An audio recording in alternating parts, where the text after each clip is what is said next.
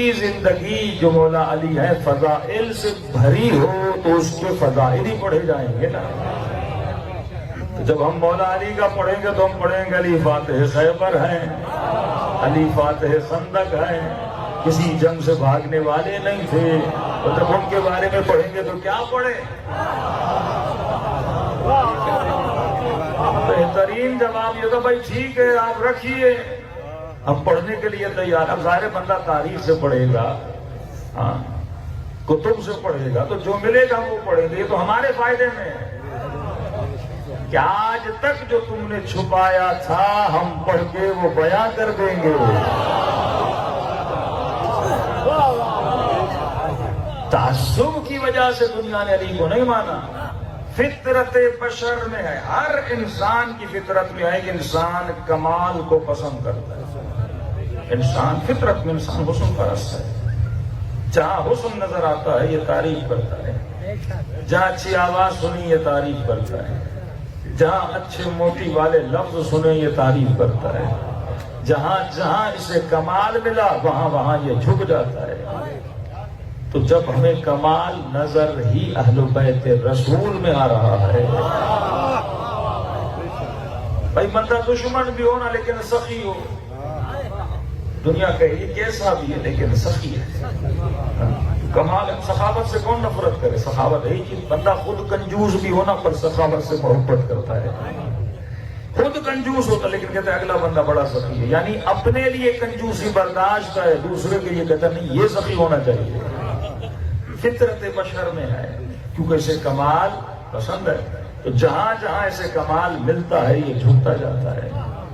ہمیں کمال نظر ہی اہل بیت کی ذات میں آیا. سخاوت ان کے در پہ، کرامت ان کے در پہ، یتیم پروری ان کے در پہ، صبر ان کے در پہ، جہاد ان کے در پہ، شہادت ان کے در پہ. ہر چیز ہمیں یہاں نظر آ رہی ہے. اب دوسرے کیا کچھ نظر ہی نہیں آ رہا، ہم کیا کریں؟ اور جب پھول میں خوشبو ہونا تو ہر بندہ خوشبو کی تعریف کرتا ہے. ایسا ہے کہ نہیں؟ پھول خوبصورت ہے، خوشبودار ہے، ہر بندہ پھول کی تعریف کرے گا. اگر کوئی بولے مجھے پھول اچھا نہیں لگتا، یہ پھول کی خوشبو کیسی ہے، تو دنیا بولے گی پھول میں عیب نہیں ہے، مسئلہ تیرے اندر ہے. اور بندے کو بخار ہو جائے نا تو نمکین چیز نمکین نہیں لگتی، میٹھی چیز پھیکی لگتی ہے. تو دنیا بولتی ہے نمک میں ذائقہ ہے، مٹھاس میں مٹھاس ہے، مسئلہ تجھے ہے، تجھے بخار ہے. تو جب بھی دیکھو نا کسی کو علی اچھا نہ لگے اسے بخار ہے.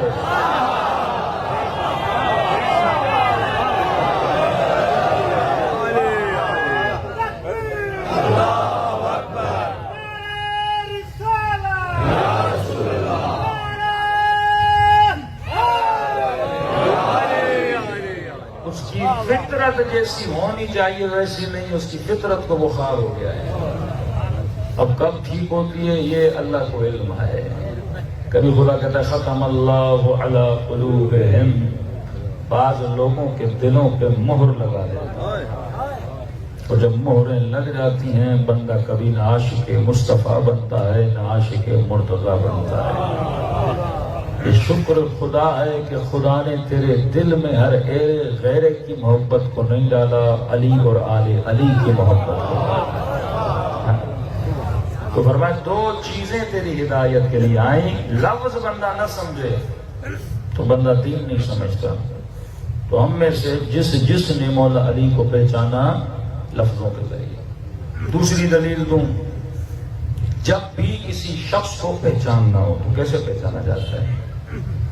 مثال کے طور پہ ہم میں سے کسی نے قائد اعظم کو دیکھا نہیں، اب بندہ چاہتا ہے قائد اعظم کو پہچانے، ظاہر پہچانے گا تو دل میں محبت بڑھے گی جو بھی ہوگا. تو کہا تین ذرائع ہیں کسی چیز کو جاننے کے، یا اس کے ساتھ رہو پتہ چلے کیسا تھا، یا اسے سنو، یا اسے پڑھو. اب ہم اس زمانے میں تھے نہیں کہ مولا علی کے ساتھ رہیں یا دوسروں کے ساتھ رہیں تاکہ پتہ چلے کون کیسا تھا. کوئی مسلمان نہیں تھا، صرف ہم نہیں. دوسرا طریقہ کیا ہے، اس کے ساتھ سفر کیا جائے یا اسے سنا جائے. تو ہم میں سے کوئی زمانے میں تھا نہیں کہ مولا کے خطبے بھی سنتا، مولا کی علمیت کو پرکھتا، یا امیر شام کو بھی سنتا، اس کی علمیت کو بھی دیکھتا. دونوں طریقوں سے سارے مسلمان محروم. رہتا ایک طریقہ، یا اس بندے کی کوئی لکھی ہوئی کتاب پڑھو تاکہ پتہ چلے کتنا عالم تھا، یا اس کے کیے ہوئے کارنامے دیکھو کہ اس نے کیا کیا تھا. اب قائد اعظم کو بندہ نہ لکھے نہ پڑھے، بس اتنا تو بتائیں اس نے پاکستان بنایا تھا، تو یہ اس کا بہت بڑا کارنامہ تھا. تو اب XYZ نبی کے جتنے بھی اصحاب ہیں، ہم چاہتے ہیں پڑھیں، دیکھیں، پرکھیں کون کیسا تھا. تو دو صورتیں تو ہیں نہیں، نہ ان کے ساتھ رہ سکتے ہیں نہ انہیں سن سکتے ہیں. آخری رہ جاتا ہے ایک طریقہ، اگر کسی کا علم دیکھنا ہو تو اس کی کتاب دکھاؤ. تم اپنے چاہنے والوں کی کتابیں لاؤ، ہم علی کی کتاب لاتے ہیں. سبحان اللہ. وہیں سے پتا چلے گا علم کس کا کتنا زیادہ ہے. تو ڈھونڈ ڈھونڈ کے تھک جاؤ گے، کسی کی کتاب نہیں ملے گی، بس علی کی نہج البلاغہ ملے گی. کون کتنا عابد تھا، زاہد تھا، متقی تھا، اس کی کوئی دعا لاؤ.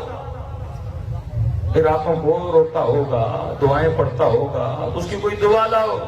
ہم علی کی دعائیں کمیل لاتے ہیں، امام سجاد کی صحیفہ سجادیہ لاتے ہیں، امام حسین کی دعائیں عرفہ لاتے ہیں. ایک کراچی کا بہت بڑا تاجر کہنے لگا میں شیعت کو پڑھنا چاہتا ہوں، امامت کو سمجھنا چاہتا ہوں، مجھے دلیل دی. میں نے کہا کوئی بڑی دلیل نہیں، تو بس علی کی جا کے دعائیں کمیل پڑھ. ایک دن دعائیں کمیل پڑھی، ایک ہفتے کے بعد ہے کوئی اور دعا بھی ہے. میں نے کہا حسین کی دعائیں عرفہ پڑھ. دونوں دعائیں پڑھنے کے بعد کہنے لگا یہ دعا پڑھنے والا کوئی دنیاوی بندہ نہیں ہو سکتا، یقیناً وہی ہے جسے خدا نے سکھایا ہے.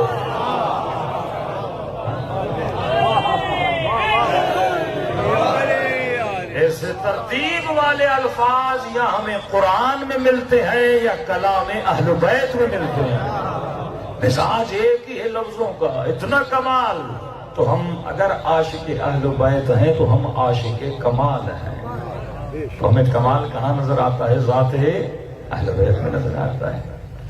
اب لفظ تو سمجھیے، دو چیزیں بھیجی، کتاب اور نور. نور کا جو سمپل تصور ہے وہ ہے روشنی کا. اب ہو سکتا ہے کوئی بولے رسول خدا چلے گئے تو کیا کتاب میں صلاحیت نہیں مسلمانوں کی ہدایت کرے؟ آپ مطلب یہ کہنا چاہتے ہیں جب تک نبی ہے تو کتاب ہدایت دے گی اور نبی نہیں ہے تو کتاب ہدایت نہیں دے گی؟ ہمارا عقیدہ صراحتاً یہی ہے، اور یہ آپ کا عقیدہ ہے کہ نبی نہیں ہے. ہمارا عقیدہ ہے رسول کہہ کر گئے اولنا محمد، اوسطنا محمد، آخرنا محمد، بل کلنا. ہر زمانے میں کسی نہ کسی محمد کا ہونا ضروری ہے. محمد سے مراد ہر زمانے میں وہ شخص ہو جو صاحب علم رسول ہو. جب کوئی آیت سمجھ میں نہ آئے ہم اس سے پوچھیں جو صحیح قرآن کی تفسیر جانتا ہے.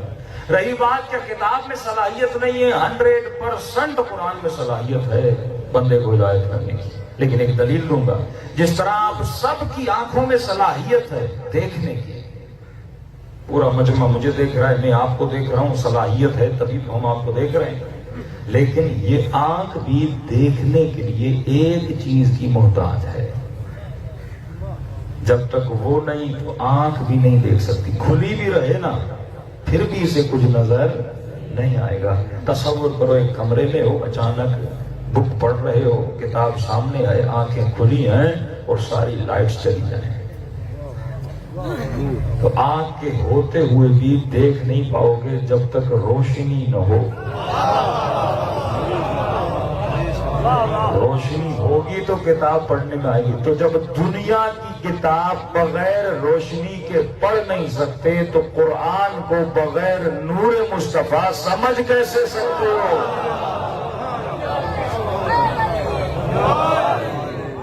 تو یہ وہ نور ہے جو انسان کی ہدایت کے لیے آیا. دوسری میں نے ایک دلیل دی تھی جو کئی لوگوں نے شاید سنی بھی ہو. میں نے کہا انسان ذرا اپنے عقل سے سوچے کہ مارکیٹ سے ایک موبائل میں لینے جاؤ نا تو ڈبہ پہ یوز میں نہیں، تو اس موبائل کے اندر ایک گائیڈ بک ہوتی ہے، چھوٹی سی بک ہوتی ہے.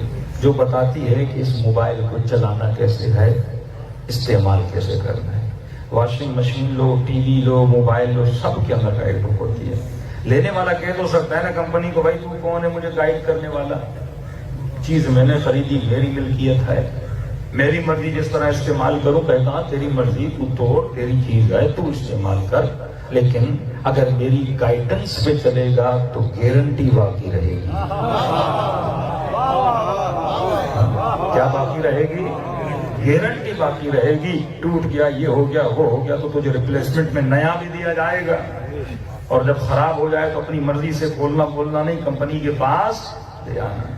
دوسری چیز، آپ کی بات صحیح ہے، آپ نے خریدا، یہ آپ کی چیز ہے، لیکن یہ موبائل چلے گا ویسے ہی جیسے میں کہوں گا۔ آواز وہیں سے بڑھے گی، آن آف وہیں سے ہوگا جہاں سے میں کہوں گا۔ خریدا تو نے ہے، ملکیت تیری ہے، لیکن بنایا میں نے ہے۔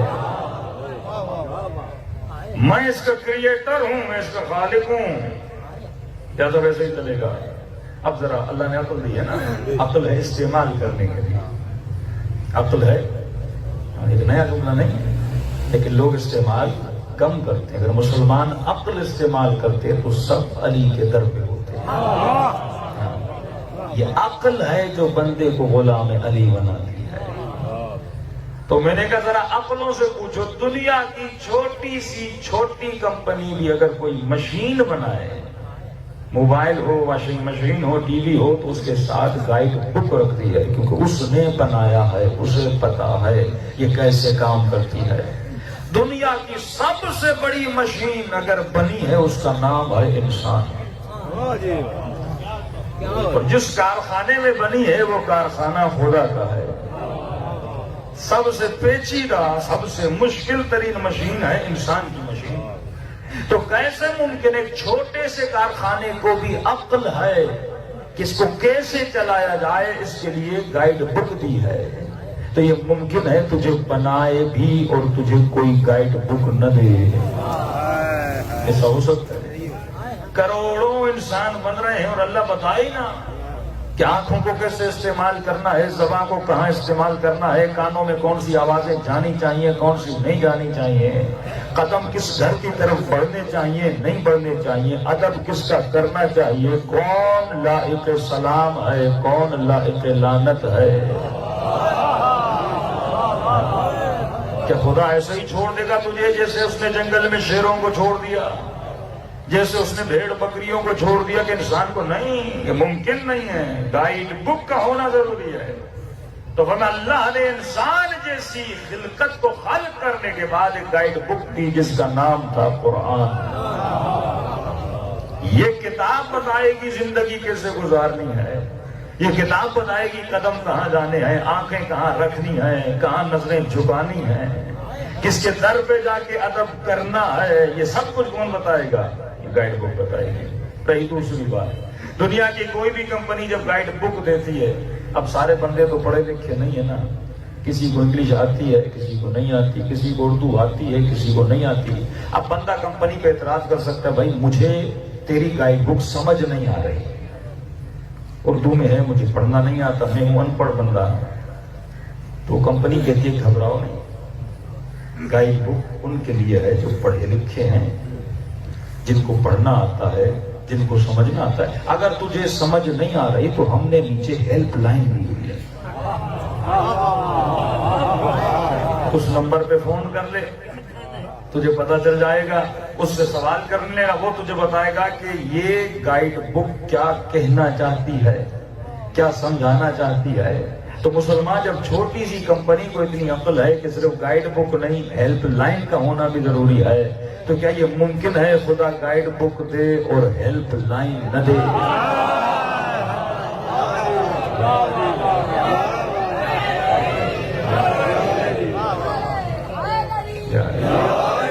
گائیڈ بک دے اور ہیلپر نہ دے، مصطفیٰ کی صورت میں کوئی نبی نہ دے، مرتضیٰ کی صورت میں کوئی باب مدینۃ العلم نہ دے، جن کو پتا ہو کہ یہ بک کہنا کیا چاہتی ہے۔ تو معصوم فرماتے ہیں گھبرانے کی ضرورت نہیں، اس نے گائیڈ بک بھی دی ہے، 12 ہیلپ لائنیں بھی دی ہیں۔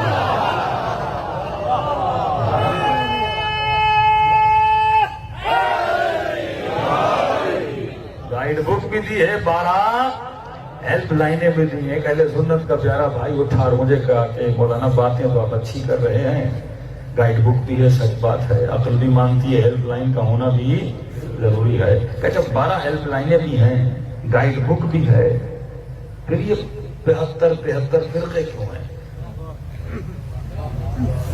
پھر یہ اتنے کوئی سنی، کوئی بریلوی، کوئی اہل حدیث بھی پتہ نہیں کیا، کوئی پتہ نہیں کیا۔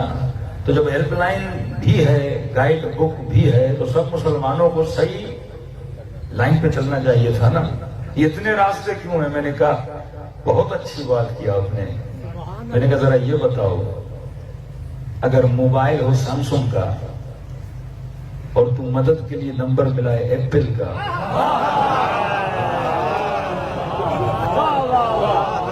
کمپنی ایک ہو اور تو نمبر کسی اور، تو میں نے کہا کبھی گائیڈنس ملے گی؟ کہتے ہیں نہیں، کبھی نہیں ملے گی۔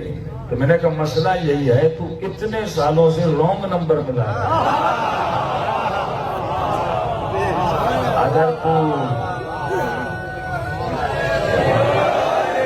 قصور اللہ کا نہیں ہے، کمپنی کا نہیں ہے، قصور تیرا ہے، جو اس نے نمبر بتائے ہیں تو ملا ہی نہیں رہا، تو غلط نمبر ملایا جا رہا ہے۔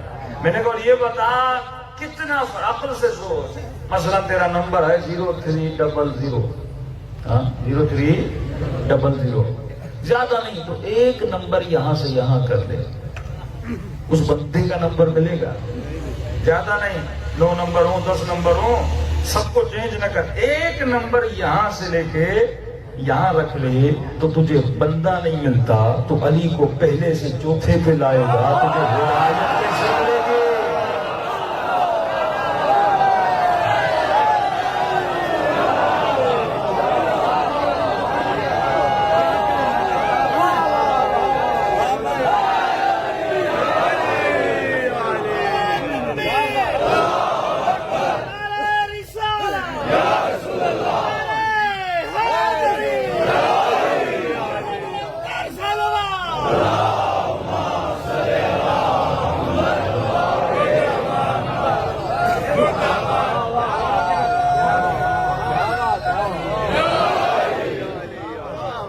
سارا چکر ہے کس کا؟